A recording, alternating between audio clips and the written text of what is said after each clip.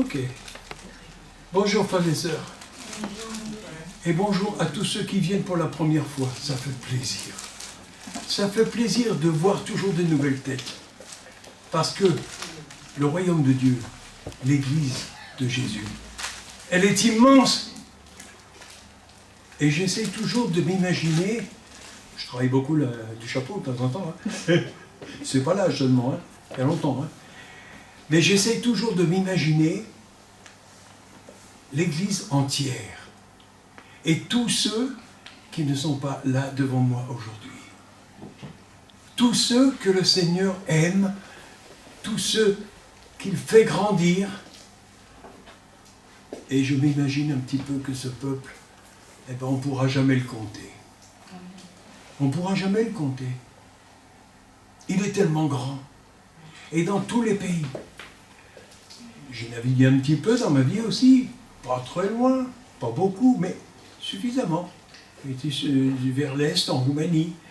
Je suis allé dernièrement en Israël. J'avais été un petit coup sur la Belgique, un coup sur la Suisse, un coup en Allemagne. Et j'ai vu partout des enfants de Dieu. Et partout, il y a des églises. Il y a des églises. Oh, pardon. Il y a une église. Les mathématiques de Dieu sont différentes des nôtres. Nous, on dit il y a des églises, il y a des chrétiens, il y a des assemblées. Mais Jésus, il a dit, je bâtirai mon église. Une seule. Donc, elle est très grande. Elle est immense. Et puis, on est toujours en train de regarder combien on est là, combien on est aujourd'hui, et combien ils sont là-bas, et combien ils... Nous sommes, c'est très facile. Jésus, il regarde, il dit, hey, je vois exactement combien vous êtes. Vous êtes un dans un lien d'amour. Ça ne vous suffit pas? Qu'est-ce que vous comptez encore? Non. Parce que le Seigneur, il nous parle dans sa parole. Et dès l'instant où, et là je parle pas seulement pour les chrétiens, mais aussi pour ceux qui sont en recherche. Parce qu'il y a beaucoup de gens qui cherchent. Ils cherchent Dieu. Ils entendent parler de tellement de religions, tellement de dieux différents qu'ils perdent la boussole là. Et puis ils en entendent parler tellement, d'une façon tellement différente, à droite, à gauche, un peu partout, et dans toutes les langues et dans tous les pays, qu'ils se découragent souvent. Ils disent, attends, il y en a vraiment un en fin de compte? Oui, il y en a. Rassurez-vous, il y en a un. Je vais le rencontrer. Et je regarde dans ce vieux livre. Alors j'ai fait une petite synthèse, juste pour ceux qui ne connaissent pas la parole de Dieu, parce qu'il y en a beaucoup. Malheureusement, il y en a encore beaucoup trop qui ne la connaissent pas. C'est dommage.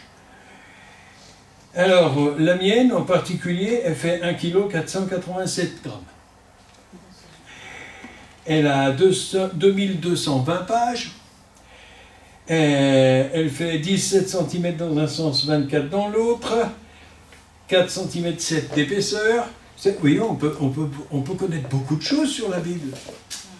Et il y a des tas de gens qui connaissent plein de choses sur la Bible. Mais est-ce qu'on connaît tout ce qu'il y a dedans? Autant ces derniers temps, j'ai entendu parler de l'infini, c'est-à-dire de l'éternité, autant la création est vaste, immense. On ne verra jamais tout.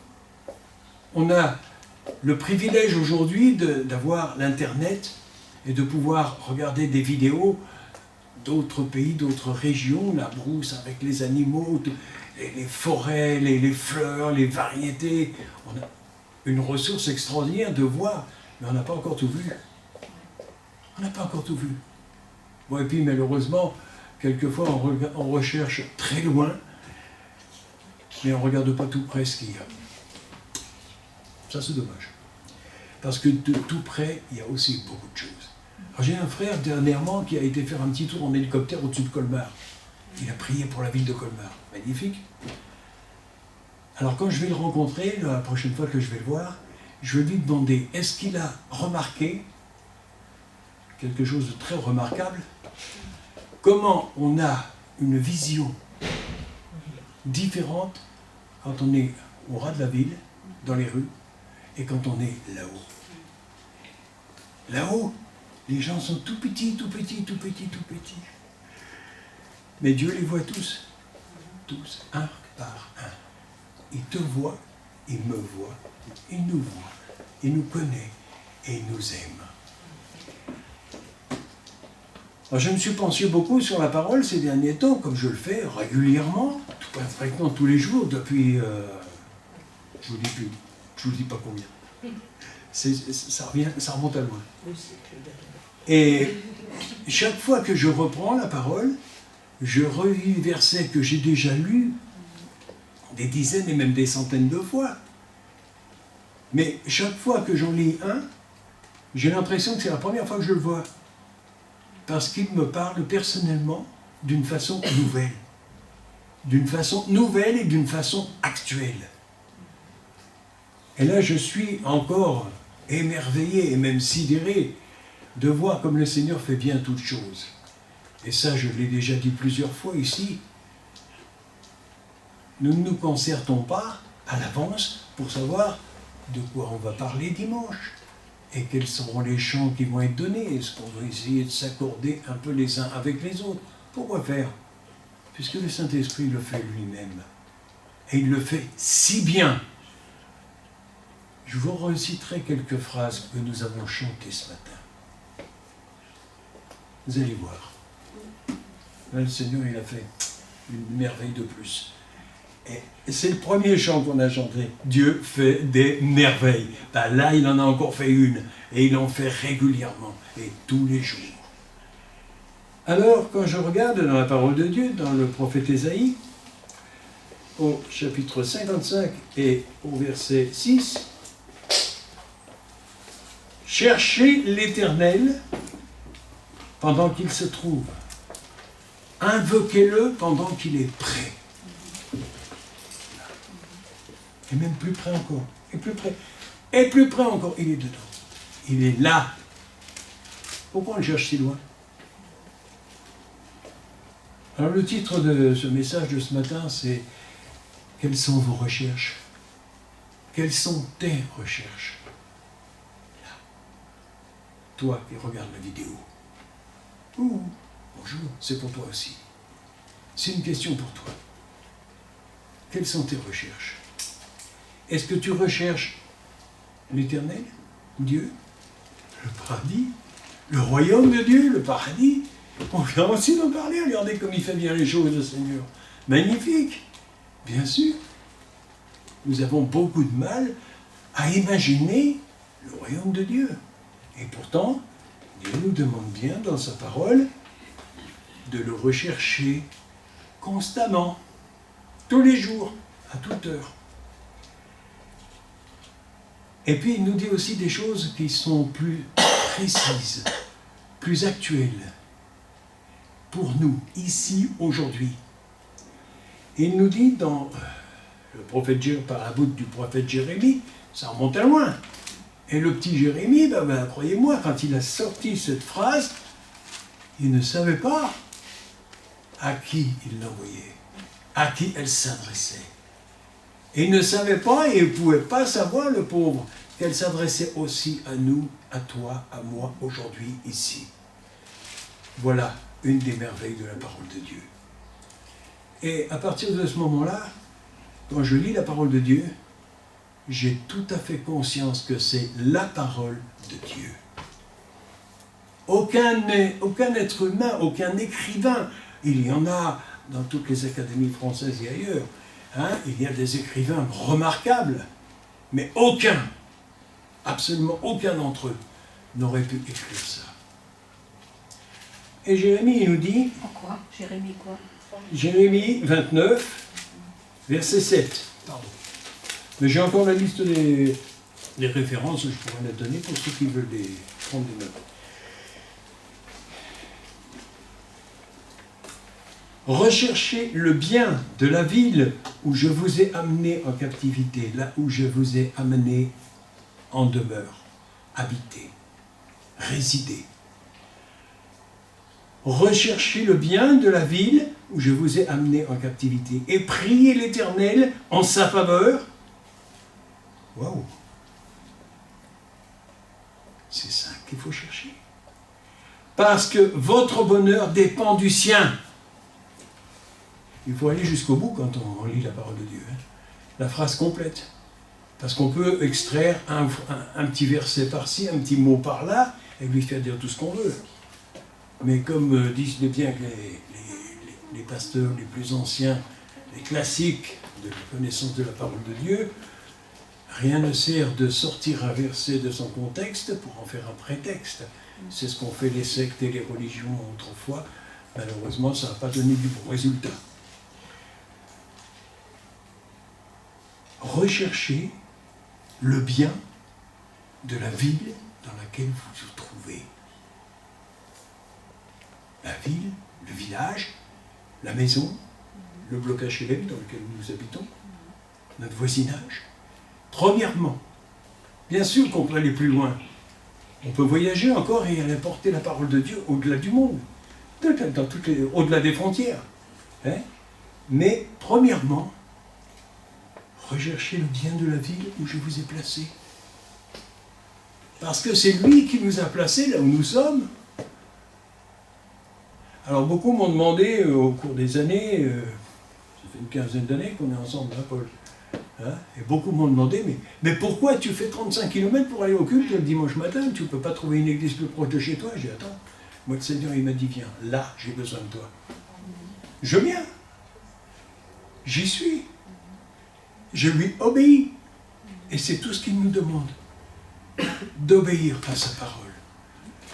Alors si je vais un peu plus loin, c'est un petit rappel aussi, de longtemps il en faut. Cherchez premièrement, celui-là tout le monde sait où il est là. Hein? Vous savez où il est? Oh, c'est un verset qui est tellement connu. Hein? Bon, alors je vous le rappelle, Matthieu 6, au verset 33, 6-33. Pas difficile à retenir ça. Hein? Cherchez premièrement le royaume et la justice de Dieu. Et toutes choses vous seront données par-dessus. Waouh! Alors, quelles sont nos recherches? Des chercheurs, il y en a plein la planète. Vous avez des archéologues qui vont dans le passé, dans les ruines, dans les sous-sols, chercher des choses pour essayer de comprendre, de connaître. Ils n'ont pas encore trouvé grand-chose parce qu'il y a encore beaucoup à trouver. Mais ce n'est pas ça que le Seigneur nous demande. Et il y en a qui cherchent aussi dans l'avenir, dans l'astrologie par exemple. Ben là, ils font faux bon aussi, parce que de toute façon, le ciel, il est beau, mais il n'est jamais le même. Il bouge beaucoup. Et il change avec les siècles aussi. Donc c'est pas là qu'on va trouver quelque chose d'intéressant. On croit trouver, on interprète ce qu'on a découvert. Beaucoup d'archéologues ont fait aussi des découvertes en eux-mêmes, après avoir fait des découvertes sur le terrain. Hein, oh ben ça a dû se passer comme ça, on suppose que, d'après ce qu'on a vu, ça, mais ce que des suppositions, des hypothèses et compagnie. Hein. Mais des certitudes dans la parole de Dieu, il y en a. Et tout est dans la parole de Dieu. Ce n'est pas, c'est pas le bottin de ce matin, hein. C'est pas le journal du jour, mais c'est un sacré journal quand même. C'est pas un ouvrage de botanique, ou de physique, ou de mathématiques. Et pourtant, il y en a beaucoup dedans. Parce que tout est dedans. Toutes les réponses sont là. Si on fait comme certains exégètes ont fait, dans la parole de Dieu, des recherches sur les nombres de la parole de Dieu, alors dans les mathématiques, il y a de quoi planer, hein? Parce que le nombre parfait, toutes ces choses-là, tout est dans la parole de Dieu, tout y est là. Où est-ce qu'on cherche? Où est-ce que je cherche ma vie, mon bonheur, mon passé, mon présent, mon avenir, l'éternité, le présent éternel de Dieu? Où est-ce que je vais le chercher? Il n'y a que là que je peux le trouver. Parce que c'est Dieu lui-même qui vient nous adresser la parole. Vous connaissez la différence entre être religieux et être chrétien? Ben, être religieux, c'est faire tout un tas de choses, tout un tas de coutumes, j'en passe les meilleurs. Pour chercher Dieu et être chrétien, c'est tout simplement se laisser trouver par Dieu. Parce que c'est lui qui est venu nous chercher. Parce que s'il ne nous avait pas envoyé Jésus, on a pris la Sainte Seine, on se souvient, le pain, le vin, il a donné son corps, il a donné son sang, il avait une œuvre extraordinaire pour nous sauver, pour nous sauver. Alors vous me posez la question, il y en a combien qui sont vraiment sauvés? Eh bien, je vais vous dire, c'est très facile à compter. Il y a toi, il y a moi, il y a nous ici. Il y a tous ceux qui dans le monde sont en train d'écouter sa parole, tous ceux qui dans le monde sont en train de prier, et prier, mais de prier quoi? Et c'est quoi prier? Prier, c'est parler avec Dieu, chercher son royaume, chercher sa face continuellement. C'est simplement s'approcher de lui. C'est très difficile de nos jours, surtout de nos jours. Ça l'a toujours été un peu, mais surtout de nos jours, c'est très difficile de rester concentré dans la prière. J'en ai fait l'expérience, et je la fais encore. C'est très difficile. Parce qu'il y a des mille et une choses qui viennent vous submerger de tous les côtés. Le téléphone qui sonne, l'orage qui gronde, hein, la température qui monte, des tas de petits détails. Et puis les nouvelles du matin qui disent, oui, vous avez vu ce qui se passe là-bas, ce qui se passe ici, ce qui se passe ici. Non, stop. Le Seigneur, il dit non, arrêtez-vous là. Ne cherchez pas plus loin. Cherchez dans ma parole. C'est... Voilà. Hop, il a sauté.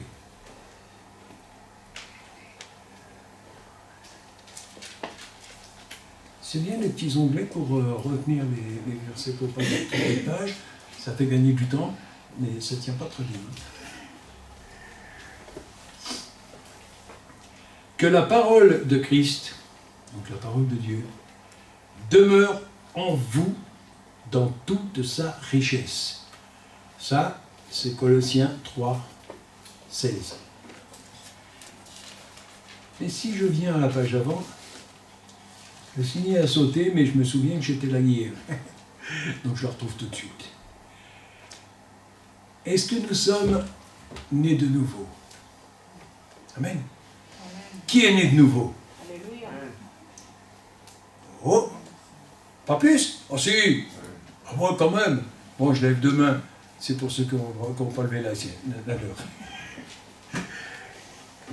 Si donc vous êtes nés de nouveau, c'est que vous étiez morts et que vous êtes ressuscités.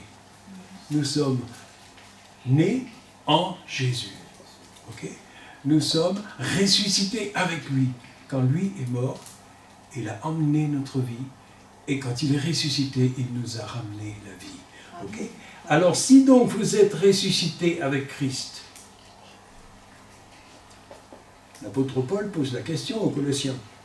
Si donc vous êtes ressuscités avec Christ, première phrase. Attention, est-ce que vous êtes? Prenez conscience si vous y êtes ou si vous n'y êtes pas, c'est important, très important. Cherchez les choses d'en haut. Le royaume. De ce que Dieu a mis pour vous en réserve. Waouh! Cherchez les choses d'en haut où Christ est assis à la droite de Dieu. Parce que c'est bien écrit dans la parole. Quand il est reparti, il est allé s'installer au trône de Dieu, à sa droite. Et c'est là qu'il est. Il est dans nos cœurs, mais il est aussi là-haut. Il est auprès du Père. Et le Père est venu en nous aussi. Donc il est là. Ils sont là tous les deux. Et le Saint-Esprit avec, ça fait trois, mais trois en un seul. Hein? C'est plus pratique. Attachez-vous aux choses d'en haut. Et là, l'apôtre Paul, il va un peu plus loin. Il pousse le bouchon, comme on dit. Hein? Attachez-vous aux choses d'en haut et non à celles qui sont sur la terre. Ah bon, et pourquoi? C'est pas important ce qui se passe ici. Vous avez vu ce qui se passe dans le monde actuellement, surtout dans ces derniers mois? C'est important. Mais Dieu nous demande dans sa parole de nous attacher à ce qui se passe dans son royaume, ce qu'il prépare pour chacun et chacune d'entre nous.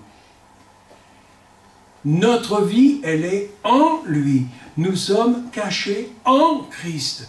Nous n'appartenons plus, si nous sommes morts et ressuscités en lui, alors nous n'appartenons plus à ce monde, mais au royaume de Dieu. C'est pas très facile à encaisser, hein? Et pourtant, c'est Dieu qui le dit. Car vous êtes morts au monde, et votre vie est cachée avec Christ en Dieu. En un seul. Vous savez que c'est difficile à comprendre, mais qu'est-ce que c'est rassurant? Qu'est-ce que c'est rassurant quand on voit ce qui se passe dans le monde actuellement et comment il tourne en rond par endroits, hein? De savoir que nous, on n'appartient plus à ce monde-là et qu'on n'est plus aux prises avec l'adversaire qui gouverne actuellement ce monde. On appartient au royaume de Dieu. On appartient à Jésus. Et Jésus est là avec nous pour nous le rappeler. Je me souviens souvent de cette petite phrase d'un vieux pasteur qui, il y a de nombreuses années, avait dit, on l'avait invité dans un village, hein, ça se passe assez loin dans le passé, hein, mais ça peut se passer encore aujourd'hui. Hein. Et il était arrivé là, invité, la première fois qu'il vient, il apporte un message, magnifique, c'était super. Le lendemain, le pasteur en place lui demande, tu reviens demain? Et oui, bah, si tu veux, oui, pas de problème, il revient demain. Demain, il y a le double de monde, il y a plus de monde encore. Hein? Téléphone arabe, comme on l'appelle, ça passe bien, l'information va vite. Et il y avait du monde. Et il ressort le message, exactement le même. Il dit, écoute, dimanche matin, tu veux faire le culte avec nous ici? Oui, pas de problème. Le dimanche suivant, il revient, il ressort le même message. Alors, le pasteur en titre, il lui dit, mais écoute, je me pose une question là, pourquoi tu ressors toujours le même? T'as pas autre chose? C'est pas plus varié que ça dans ton répertoire? Il dit, attends, je ressors toujours le même, je veux dire pourquoi. Parce que je ne vois pas qu'il a été mis en pratique. Parce que je n'ai pas senti qu'il avait été entendu et compris et mis en pratique. Ça, c'est grave. Ça, c'est grave de se rendre compte, quand on apporte quelque chose que Dieu nous remet, de se rendre compte que ça n'a pas été tellement bien entendu, ou ça a été interprété, ou peut-être que si ça avait été une autre personne qui aurait dit la même chose, ça n'aurait pas fait le même effet, je ne sais pas. Je ne sais pas. Mais c'est Dieu qui parle. Bien sûr, on fait une vidéo pour que ça se répande au plus loin. Mais ce n'est pas pour montrer mon visage seul. Il n'est pas spécialement plus beau qu'un autre. Hein. Hein? Oh, t'es d'accord un peu. Ah, t'es d'accord. Il est beau. On est tous beaux. Alors tu le vois comme Dieu le voit. Merveilleuse. Comme le monde le voit.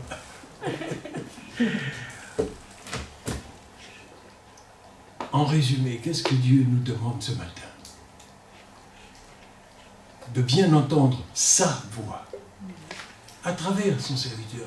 Je lui dis sur Facebook il n'y a pas longtemps, moi je suis toujours émerveillé de voir comment Dieu se sert des uns et des autres, des pasteurs de toute nationalité, de toute région, hein, des jeunes et des moins jeunes, hein, pour apporter son amour, sa parole, son enseignement. C'est magnifique comme il le fait. Et comme il le fait avec plusieurs, il dit quelquefois exactement la même chose, où le même thème revient, et revient encore et encore.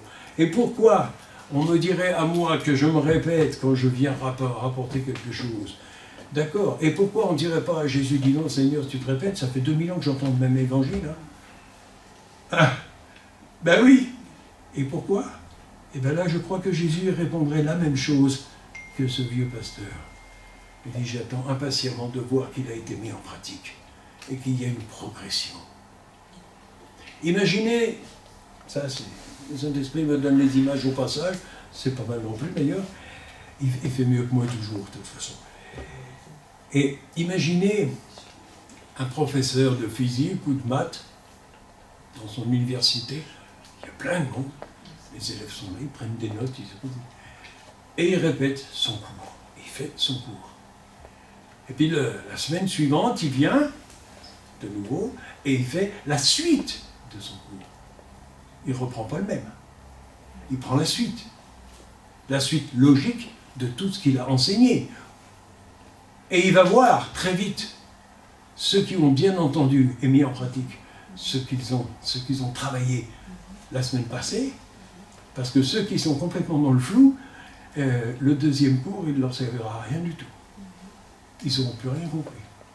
Et de cours en cours, ils n'auront pas avancé d'un poil. Mais ceux qui ont été attentifs et qui ont continué à travailler et à mettre en pratique ces choses, là, il va se réjouir, le prof. Il va se réjouir, il va se dire, là au moins, je ne suis pas venu pour rien. Alors je sais que, de toute façon, que ce soit Paul, Monique, Marie-Jo, Agnès, ou qui que ce soit, nous ou moi-même, on ne vient jamais devant ce micro pour rien. Parce qu'on sait qu'il y a non seulement un certain nombre de personnes ici, mais il y a un certain nombre de personnes qui vont voir déjà ce soir la vidéo, et puis qui vont la voir dans les semaines et dans les mois qui viennent, encore. Depuis le temps que je fais des vidéos ici, il y en a maintenant 280 qui sont sur Internet. Il y a de quoi se rafraîchir un peu la mémoire.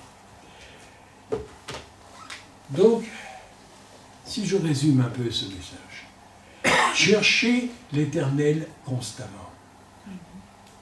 Dieu ne nous demande pas de chercher sa face de temps en temps, ou seulement le dimanche, ou le mercredi, ou une fois par mois, ou selon le calendrier seulement à Pâques ou à Noël. Hein, c'est constamment, tous les jours. Quand on est en Christ, c'est tous les jours qu'on écoute sa parole. C'est tous les matins qu'on écoute au petit-déj ensemble la parole du jour. Et il y a une sacrée richesse aussi là. Magnifique. Et recherchez le bien de la vie dans laquelle vous vous trouvez. Ben oui, nous, on est dans un petit village à 35 km plus bas, là, à Bolvillers. Il y a beaucoup de gens et il y a beaucoup de choses à envisager. Beaucoup de témoignages à apporter. Beaucoup de prières. Recherchez le royaume et la justice de Dieu. Le royaume de Dieu, c'est vaste. Et Jésus en parle beaucoup du royaume. Il est semblable à. Ok? Alors reprenez vos Bibles et relisez, et vous allez voir à quoi ça ressemble, le royaume de Dieu. Et quels sont nos sujets de préoccupation, nos sujets de recherche, quels ils doivent être. Affectionnez-vous aux choses de l'esprit. Le Saint-Esprit nous parle. Et dans la parole, il nous parle abondamment. Et il est clair. Un enfant de 5 ou 6 ans peut très bien comprendre ce qui est écrit dans la parole de Dieu. Hein. Ce n'est pas un livre réservé à des initiés. Non, pas du tout. Si c'était le cas, on ne serait pas si nombreux. Hein.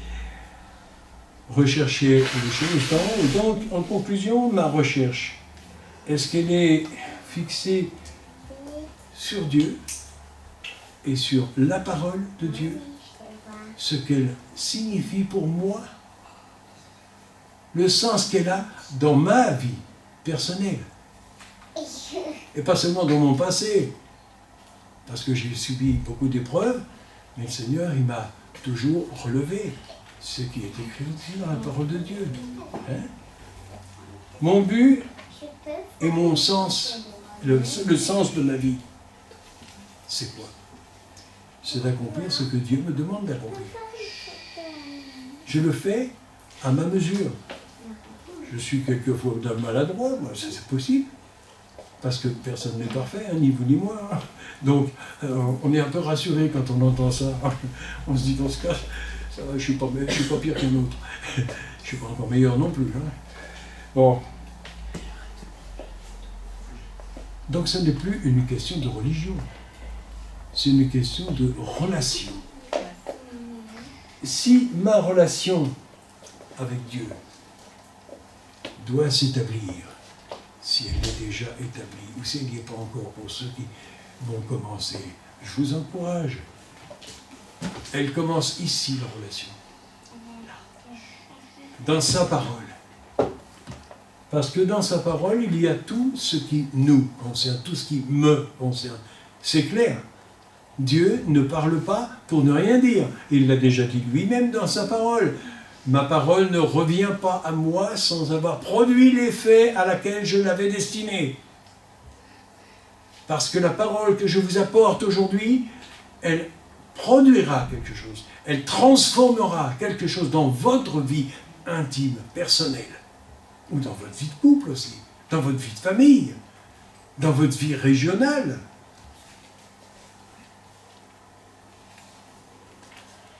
Est-ce que j'ai les regards fixés sur Jésus?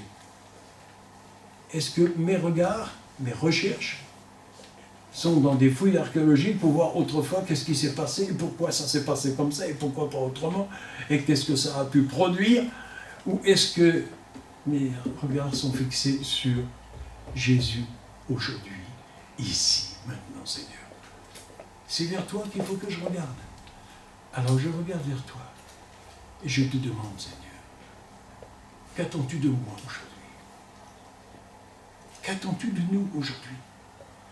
Qu'attends-tu de ton Église aujourd'hui? Ça, c'est une question, non pas à 1000 francs, à beaucoup plus. C'est une question très grave. Parce que l'Église aujourd'hui a besoin de ce qu'on appelle un réveil. Mais où est-ce qu'il commence le réveil? Chez toi, chez moi. Il commence chez nous. Et moi je dis, attention frères et sœurs, chrétiens, évangéliques en particulier, ne priez plus pour un réveil. Vous n'entendez pas qu'il est en train de sonner depuis longtemps? Surtout depuis quelques mois. Il est en train de sonner. Alors qu'est-ce qu'il faut faire quand le réveil sonne? Qu'est-ce que vous faites quand vous, le matin quand le réveil sonne? Vous vous levez. On se lève. On se lève. Alors levons-nous et proclamons au monde ce que Dieu nous donne. C'est difficile. Ah ouais, c'est difficile, vous trouvez?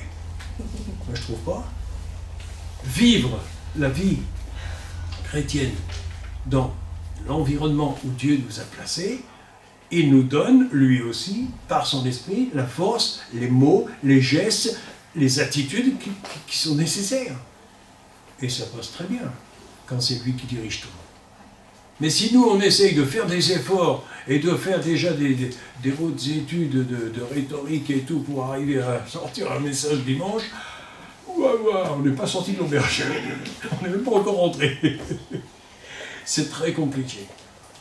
C'est pour ça que je suis toujours émerveillé et réjoui d'entendre des messages qui viennent des fois de gens qui sont tout simples dans l'Église, qui ont une petite place dans un coin, qu'on ne les voit jamais, on ne les connaît pas. Et pourtant, une fois, une parole qui passe, et ça tape là où il faut. Parce que le Seigneur, c'est un archer magnifique. Quand il a préparé une parole, il vise bien, et la flèche arrive là où il a voulu. Et elle tape bien dedans, hein. Pas de problème. De nombreuses fois dans ma vie, j'ai eu l'occasion d'entendre des messages où j'entendais seulement un mot ou une phrase, ou dans ma lecture de la parole, des fois un simple mot, une petite phrase, je vais la décortiquer pour reprendre avec la concordance un peu plus largement, pour mieux comprendre, mais ce petit mot a tapé là où il fallait, parce que c'est dans ma propre vie que quelque chose doit changer, et va changer. Ah, la parole de Dieu a une puissance. Est-ce que je pourrais dire 10 plus 10 plus 10 plus 10 plus je ne sais pas combien. C'est infini ça aussi. Hein. Totalement infini. Heureusement, je suis rassuré depuis longtemps déjà quand j'ai appris que la parole de Dieu, elle est éternelle.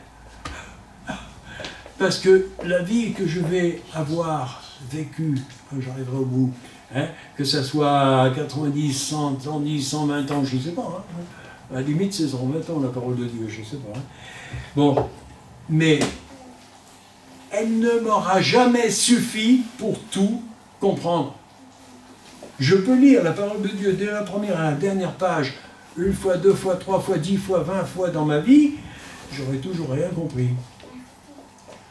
Mais prendre quelques paroles que le Seigneur me donne aujourd'hui, personnellement, et actuellement, parce que Dieu parle aujourd'hui dans sa parole d'une façon extraordinaire, en fonction de ce qui se passe dans notre monde d'aujourd'hui.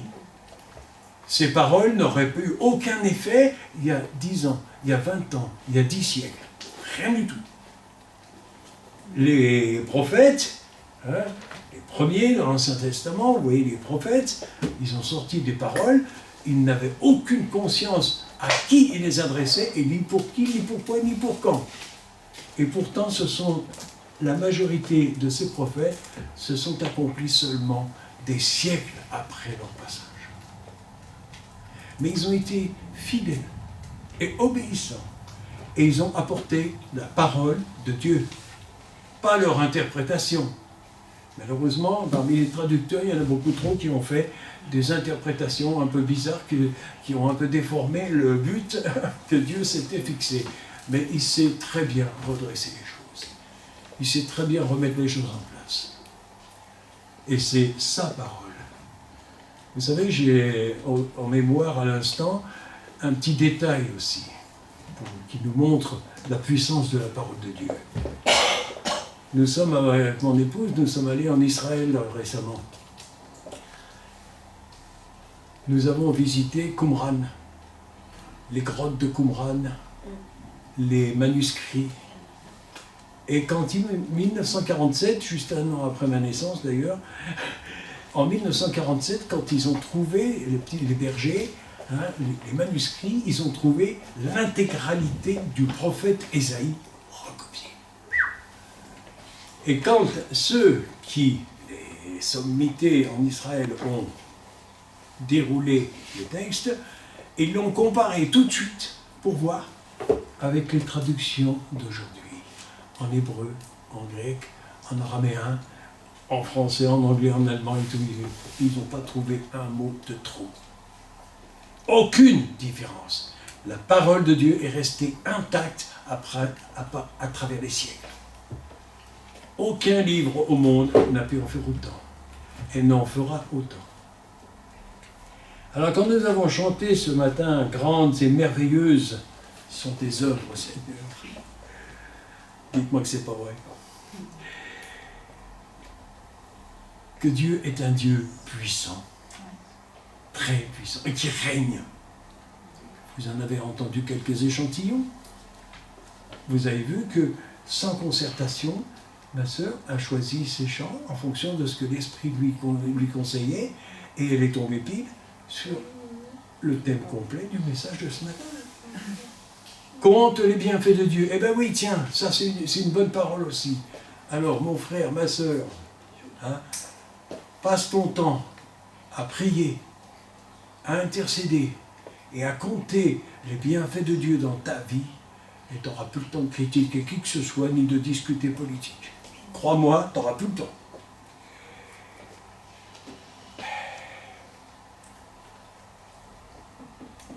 Et la dernière phrase que j'ai retenue, j'en ai d'autres, hein, mais celle que je retiens en particulier, une des phrases qu'on a dans ces chants.